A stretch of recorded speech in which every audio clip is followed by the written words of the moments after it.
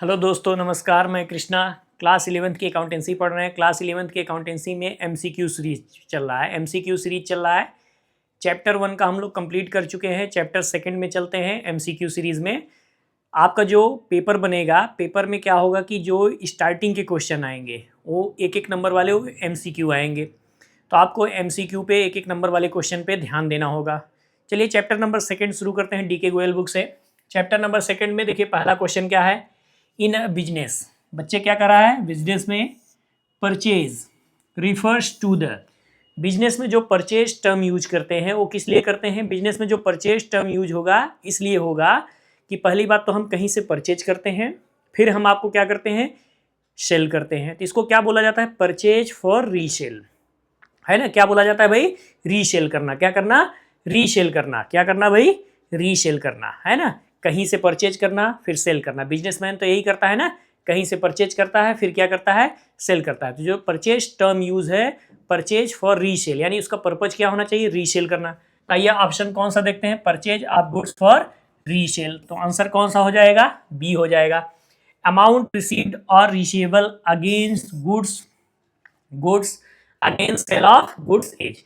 Amount received है या amount receivable हो रहा है गुड्स को सेल करने से, तो ये किस तरह का रिसिप्ट है, ये किस तरह का रेवेन्यू रिसिप्ट है, कैपिटल रिसिप्ट है या सम टाइम रेवेन्यू रिसिप्ट है, सम टाइम कैपिटल रिसिप्ट है या कैपिटल रिजर्व है। तो ये बच्चे क्या है, रेवेन्यू रिसिप्ट है। ये क्या है, रेवेन्यू रिसिप्ट है। रेवेन्यू रिसिप्ट होता क्या है, बिजनेस को डे टू डे ऑपरेट करने से, बिजनेस को डे टू डे चलाने से जो हमको इनकम मिलती है, जो हमको क्या मिलती है, इनकम मिलती है, उसको रेवेन्यू रिसिप्ट बोलते हैं। रेवेन्यू रिसिप्ट कहाँ दिखाते हैं, प्रॉफिट एंड लॉस अकाउंट के क्रेडिट साइड, ट्रेडिंग अकाउंट के क्रेडिट साइड। जैसे सेल करने से, गुड्स को सेल करने से जो इनकम हुई है रेवेन्यू रिसिप्ट है। अब गुड्स को सेल करना ये डे टू डे का काम है, ठीक है। जैसे रेंट रिसीव करना विद इन ईयर का काम है, तो विद इन ईयर में या डे टू डे बिजनेस को ऑपरेट करने में या विद इन ईयर में या वन अकाउंटिंग ईयर में जो भी इनकम होगी बच्चे, उसको क्या बोलेंगे, क्या बोलेंगे, उसको बोलेंगे रेवेन्यू रिसिप्ट। क्या बोलेंगे बच्चे, रेवेन्यू रिसिप्ट बोलेंगे। रेवेन्यू रिसिप्ट कहाँ दिखाते हैं, trading and profit and loss के क्रेडिट साइड दिखाते हैं। ये क्या होता है, डे टू डे इनकम होती है, या फिर क्या होता है, वन अकाउंटिंग ईयर में जो बिजनेस में इनकम होती है उसको क्या बोलते हैं, रेवेन्यू रिसिप्ट बोलते हैं। जैसे रेंट रिसीव करना, ठीक है, कमीशन रिसीव करना, डिस्काउंट रिसीव करना, है ना, गुड्स को सेल करने से जो इनकम हुई, ये सब क्या है, रेवेन्यू रिसिप्ट है। चलिए आगे क्वेश्चन में चलते हैं। क्वेश्चन नंबर 3 में, इसको 1 मिनट जरा रफ कर दें।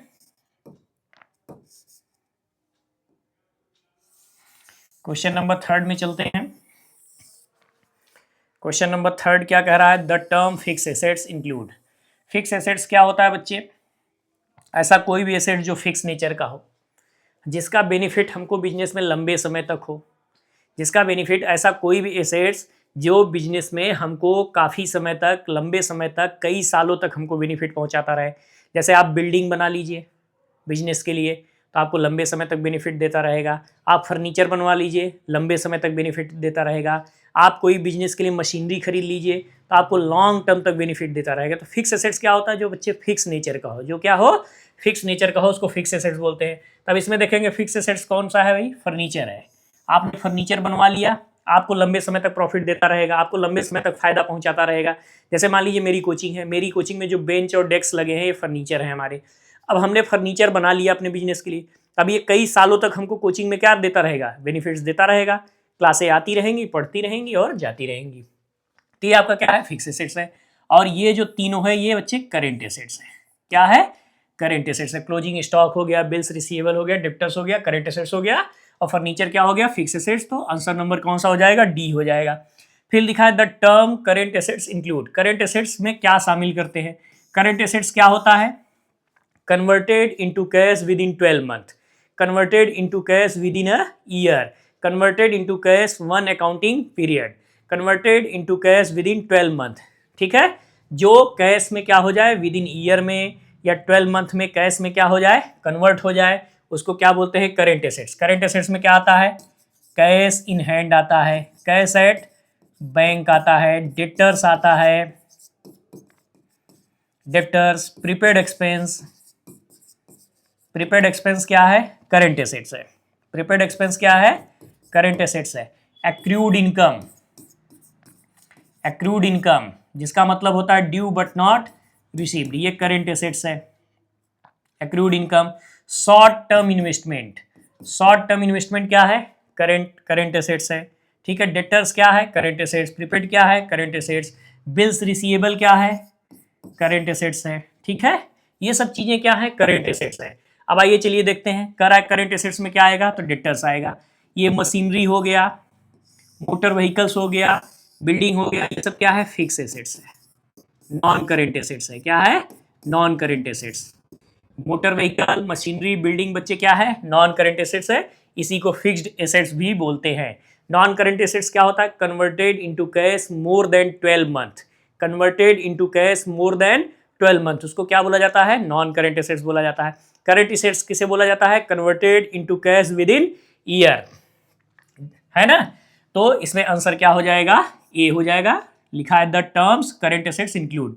करेंट एसेट्स में क्या शामिल रहेगा? डेटर शामिल रहेगा। फिर उसके बाद चलते हैं, देखते हैं करंट एसेट्स डू नॉट। अब करंट एसेट्स में कौन सा नहीं आएगा? कौन सा नहीं आएगा भाई? Unearned income. अनअर्न इनकम क्या होता है? करंट लाइबिलिटी होता है, न कि करंट एसेट्स होता है बच्चे, करंट लाइबिलिटी होता है। और स्टॉक हो गया, शॉर्ट टर्म इन्वेस्टमेंट हो गया, प्रीपेड एक्सपेंस हो गया, ये तीनों करंट एसेट्स हैं। ये तीनों क्या है? करंट एसेट्स है, ठीक है। शॉर्ट टर्म इन्वेस्टमेंट को ही मार्केटेबल सिक्योरिटीज बोलते हैं, शॉर्ट टर्म इन्वेस्टमेंट को ही करंट इन्वेस्टमेंट बोलते हैं, ठीक है। ये बात ध्यान रखेंगे। तो ये ऊपर के तीन क्या हो गए? करंट एसेट्स हो गए। ये क्या हो गया? करंट लाइबिलिटी हो गया। करंट लाइबिलिटी होता क्या है बच्चे? करंट लाइबिलिटी होता क्या है? जिसका पेमेंट विद इन 12 मंथ में करना हो। ऐसा कोई भी लाइबिलिटी जिसका पेमेंट विद इन ईयर में करना हो, 12 मंथ के अंदर करना हो, विद इन 12 मंथ में करना हो, उसको क्या बोलते हैं? करंट लाइबिलिटी बोलते हैं। तो अनअर्न्ड इनकम करंट लाइबिलिटी है, इसलिए इसको करंट एसेट्स में इंक्लूड नहीं करेंगे। तो ये आंसर नंबर कौन सा हो गया? पांचवा का डी हो गया, और ऊपर के तीनों करंट एसेट्स हो गए। चलिए अब आगे बढ़ते हैं। क्वेश्चन नंबर 6 में क्या पूछा है? Tangible assets is. Tangible assets क्या होता है? We can touch, feel and see, जिसको आप देख सकते हैं, छू सकते हैं, महसूस कर सकते हैं, वो सब क्या है? टेंजिबल एसेट्स है। जिसका फिजिकल एग्जिस्टेंस हो, जिसका क्या हो बच्चे?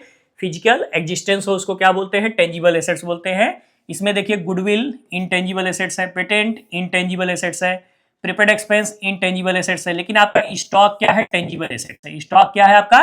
टेंजिबल एसेट्स, यानी आंसर ये हो जाएगा आपका, स्टॉक हो जाएगा, ठीक। फिर लिखा है इनटेंजिबल एसेट्स इज। अब इनटेंजिबल एसेट्स क्या होता है? We can not touch, feel and see. We can not touch, feel and see, जिसका कोई फिजिकल एग्जिस्टेंस नहीं होता है, उसको क्या बोलते हैं? इनटेंजिबल एसेट्स बोलते हैं। अब देखिए कौन सा इनटेंजिबल एसेट्स है, तो गुडविल है। इनटेंजिबल एसेट्स में क्या आता है? गुडविल आता है, पेटेंट आता है, ट्रेडमार्क्स आता है, कॉपीराइट आता है, सॉफ्टवेयर आता है, सर्टिफिकेट आता है। क्या आता है? सर्टिफिकेट आता है। उसके बाद आपका कैश हो गया, स्टॉक हो गया, लैंड हो गया, ये सब टेंजिबल एसेट्स है। क्या है? टेंजिबल एसेट्स है। अब आइए चलिए क्वेश्चन नंबर 8 में आते हैं।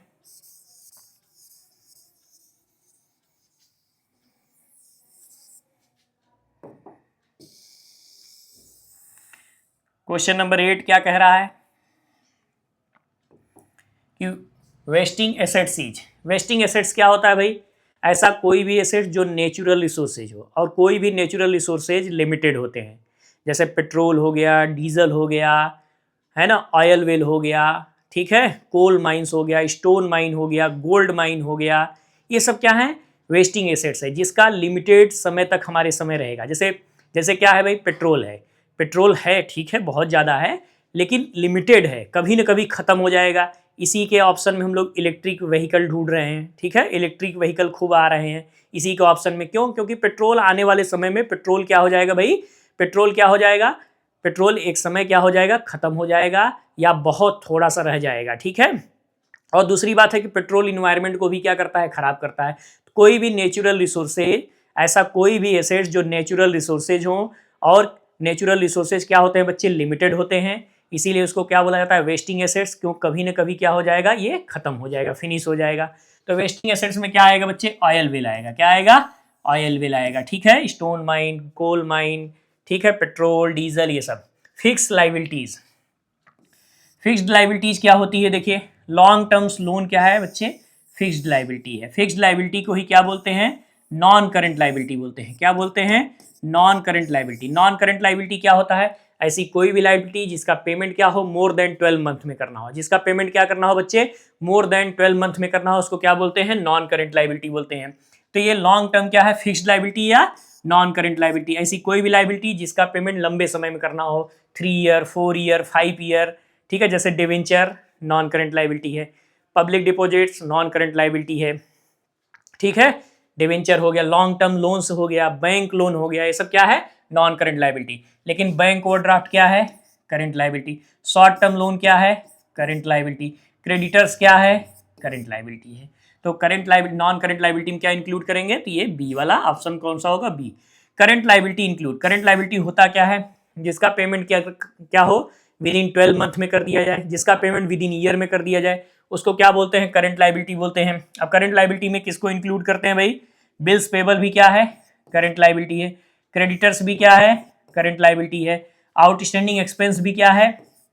करंट लाइबिलिटी है। तो उम्मीद है कि आपको वीडियो क्या लगा होगा? अच्छा लगा होगा। आप अपने दोस्तों में शेयर करें, ठीक है, कमेंट करें अगर कोई भी आपका क्वेश्चन है, और ज़्यादा से ज़्यादा पढ़ाई करें। पढ़ाई के सिवा कोई दूसरा ऑप्शन नहीं है। पढ़ाई आपको बहुत आगे ले जाएगा, पढ़ाई आपको बहुत ऊंचाइयों पे ले जाएगा। तो खूब पढ़िए, खूब बढ़िए, खूब पढ़ें, खूब बढ़ें। Bye bye, good night, take care.